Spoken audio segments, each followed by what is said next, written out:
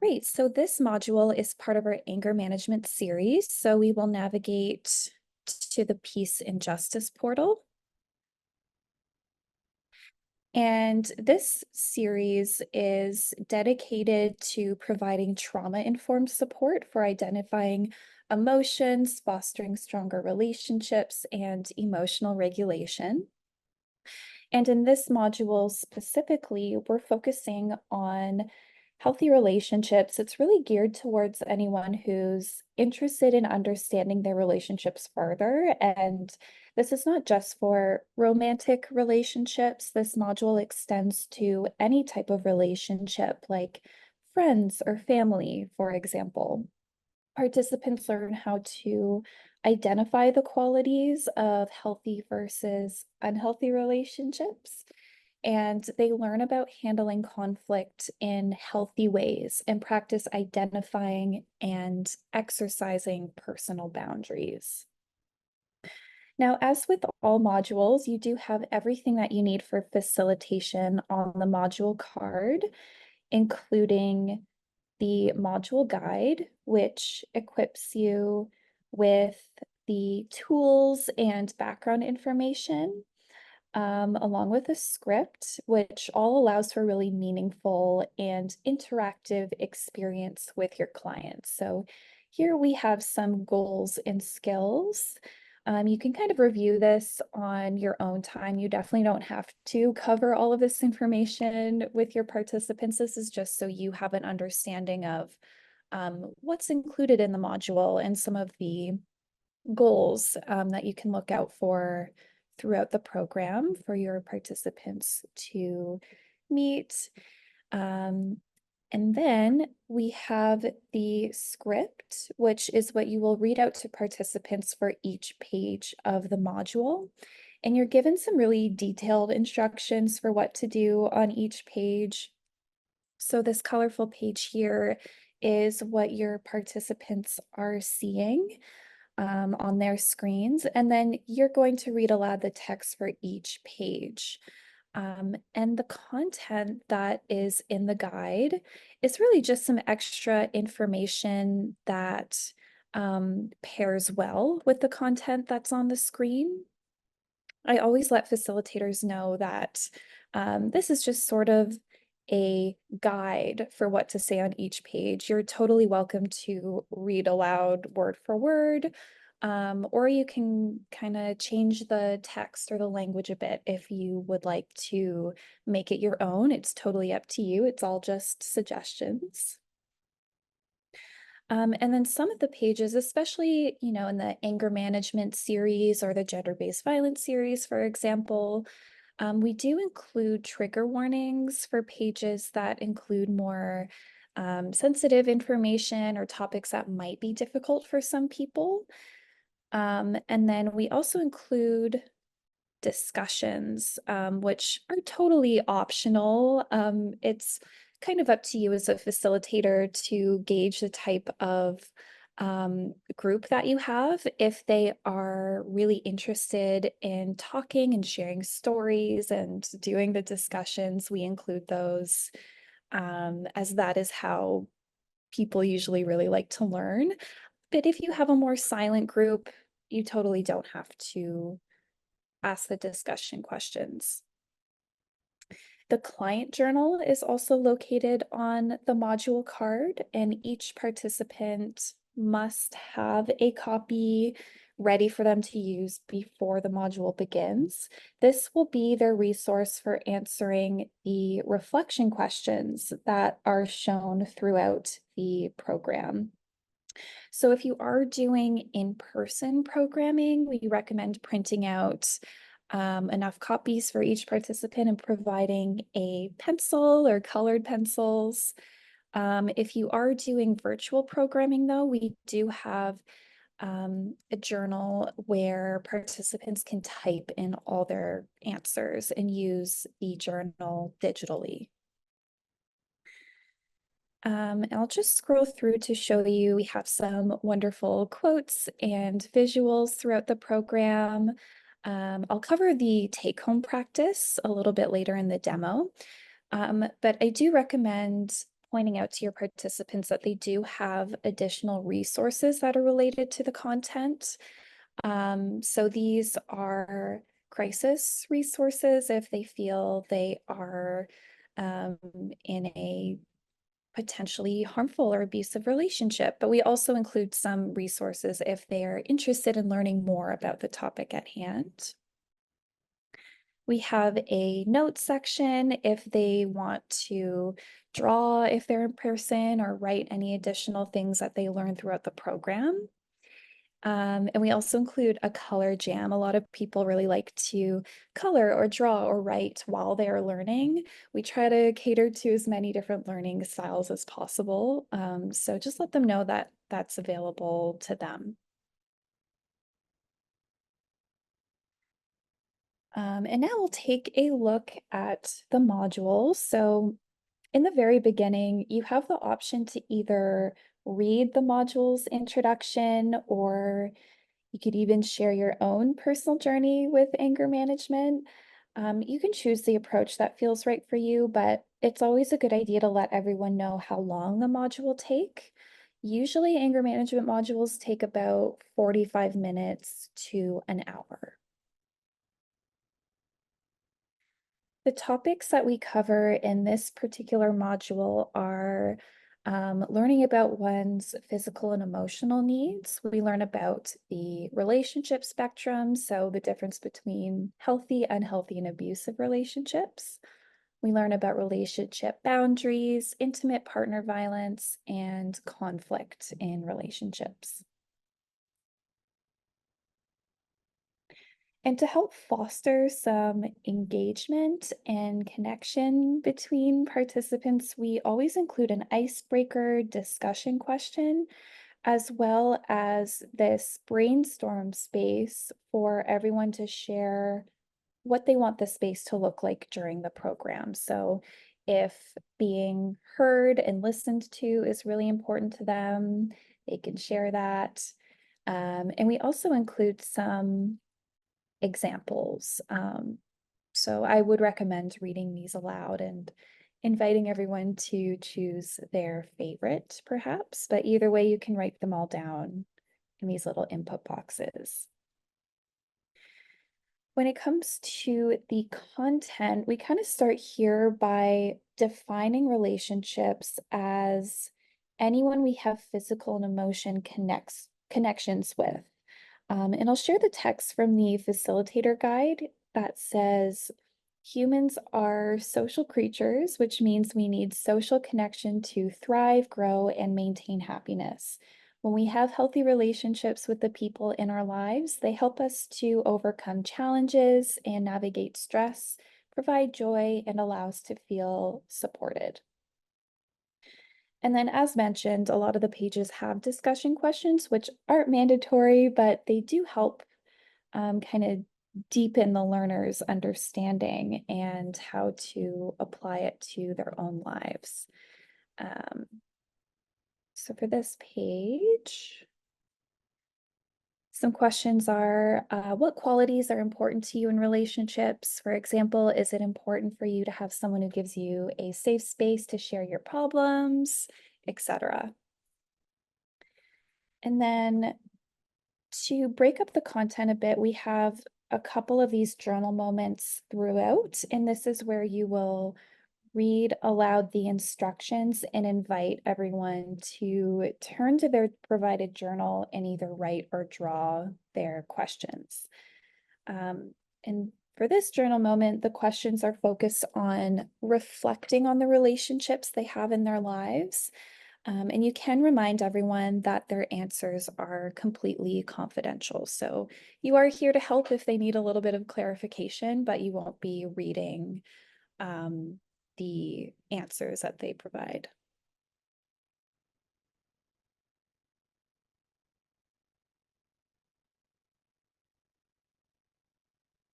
So for physical and emotional needs, while each person is unique and might have different types of needs, we all have basic physical and emotion needs that, when fulfilled, allow us to feel safe, connected, cared for, and supported. So, for example, some of the relationships in our lives provide us with shelter, food, water, and warmth. And some of the emotional needs we might have are respect, honesty, compassion, and care. And participants can reflect here on what their most important physical and emotional needs for themselves are.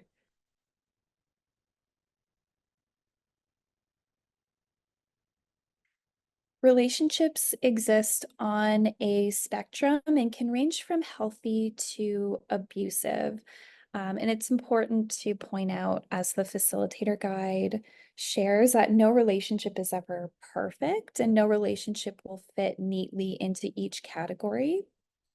But the purpose of the relationship spectrum is for them to determine how parts of their relationships may be healthy and good for them, or if they need to maybe reevaluate who they're in relationships with.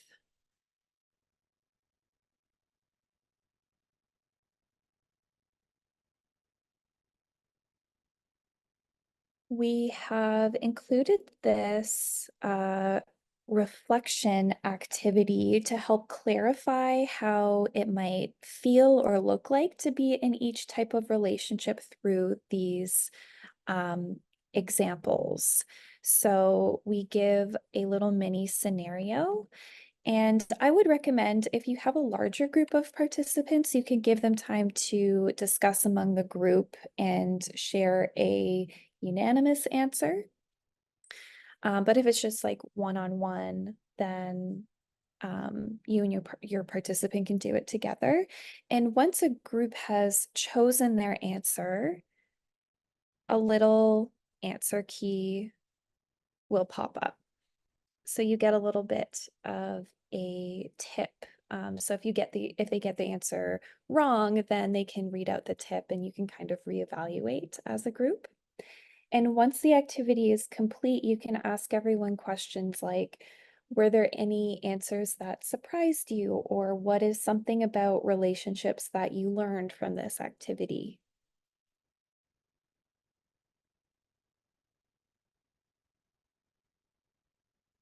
This journal moment lets them reflect on their own and confidentially about where some of their personal relationships might fall on the relationship spectrum.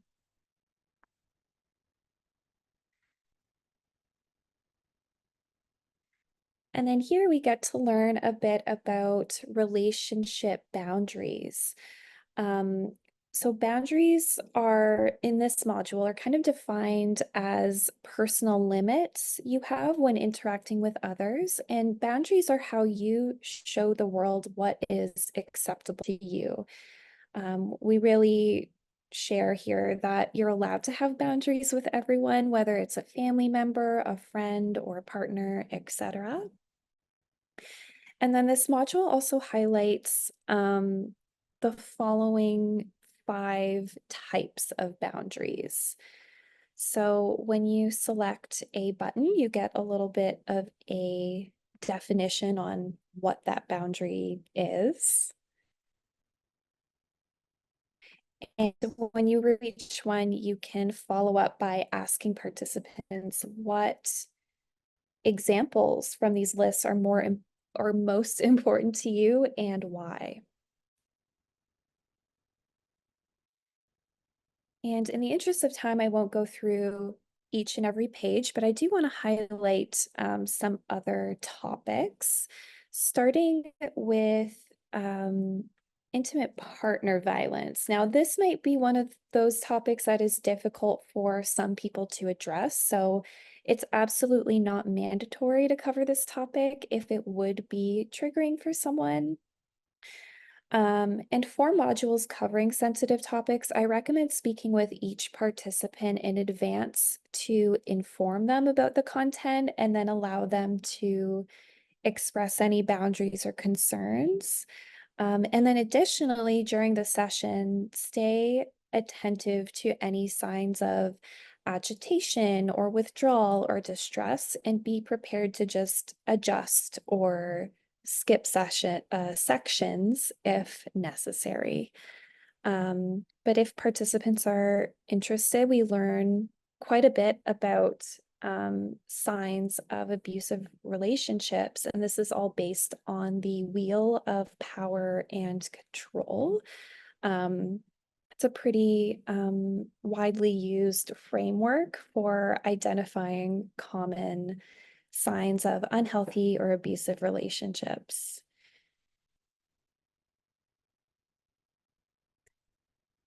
And we do include a mindfulness activity in most of our modules. Some participants are really into mindfulness and some aren't at all. So it's totally not for everybody. But for this module, we have the feeling safe meditation, and all of our practices are done in collaboration with a psychotherapist. So they are very trauma informed. They're very quick. And we kind of share this as a way to ground our bodies and minds, um, as a way to maybe take a break from the content and kind of get back into our bodies and feeling safe. Um, and then we also explore the topic of relationship conflict. And what's really important for participants to understand is that we will inevitably miscommunicate with people at times, which can happen for a variety of reasons. Sometimes we're just tired or busy or stressed or feel misunderstood, and perhaps have said something by mistake. But whatever the reason for the conflict, it's never okay to respond violently or in a hurtful manner. So on this page, we kind of differentiate between healthy conflict and harmful conflict.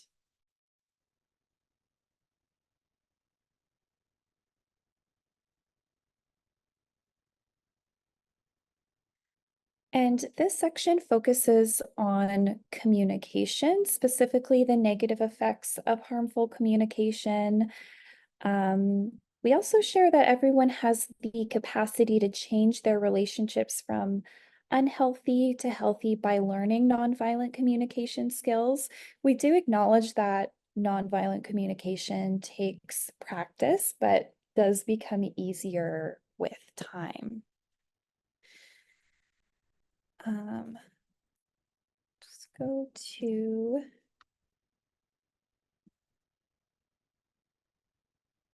the facilitator guide for a moment. I just wanted to highlight the script here. I really like this section because we highlight that it's very normal to feel sad, angry, or hurt, but it's important to recognize and manage these emotions to prevent escalation or harmful conflict. And we share here the steps to one healthy communication approach, which is taking a moment to step away and cool down while you're feeling angry, as a way to prevent that escalation.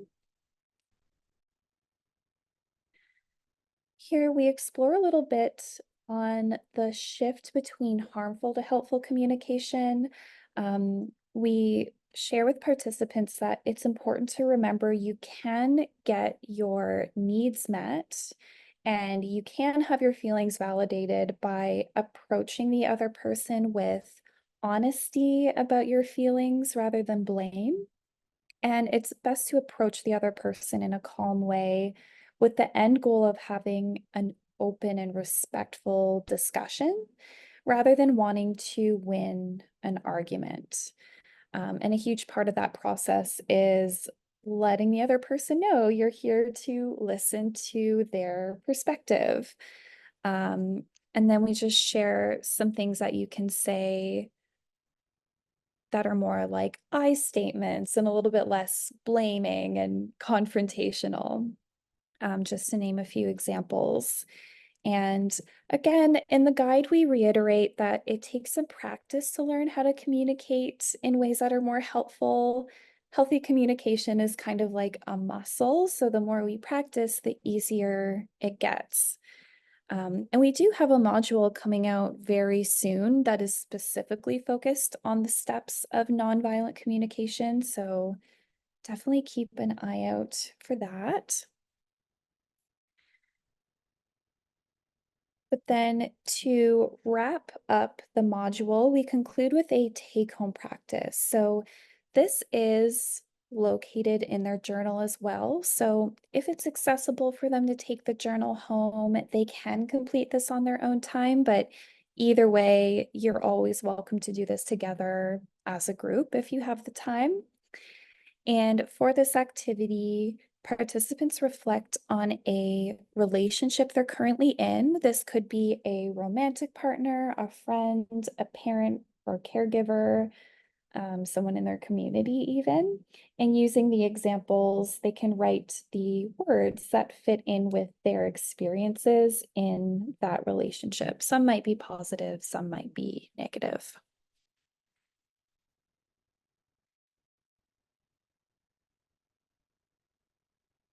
And then we invite everyone to share or reflect on one way that they can show people that they care about them. I think this is a really nice way to sort of end on a positive note.